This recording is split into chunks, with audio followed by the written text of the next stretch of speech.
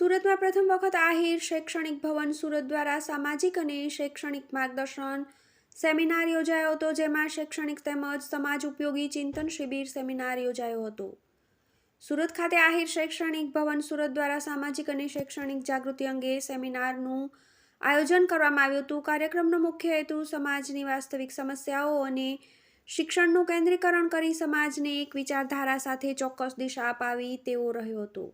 આ સામાજિક ઉત્થાનના કાર્યક્રમમાં 5000થી વધુ સંખ્યામાં સમાજના ભાઈઓ બહેનો ઉપસ્થિત રહ્યા હતા. સમાજના વિવિધ ક્ષેત્રના આગેવાનો, સુરત આહિર સમાજની 25 જેટલી સંસ્થાના મુખ્ય હોદ્દેદારો, સંસ્થામાં દાતાશ્રીઓ અને સહયોગી સમાજ પ્રેમી લોકોએ ઉત્સાહભેર સમગ્ર કાર્યક્રમમાં પૂર્ણ સમયની હાજરી આપી હતી અને અનેક દાતાઓએ દાનની સરવાણી વહાવી હતી. આ તકે મથુરભાઈ બલદાણિયાએ વક્તા તરીકે સમાજમાં ઉદ્ભવતી નાની મોટી સમસ્યાઓ અને તેના સમાધાન માટે આબેહૂબ વાતો રજૂ કરી હતી. સાથે સમાજના દરેક વ્યક્તિની સમાજ માટે ફરજો અને સમાજની સંસ્થાઓ જ સામાન્ય લોકો માટે સમાજ છે અને સમાજની સંસ્થાઓને એકબીજાની ચેનલ બનીને સમાજના લોકોને વિવિધ ક્ષેત્રમાં અને વિવિધ સમસ્યાના સમાધાન માટે છેવાડાના માનવીની હૂંફ બનવું જોઈએ તેવી જાગૃતતા વધુ કેળવવા આહ્વાન કર્યું હતું.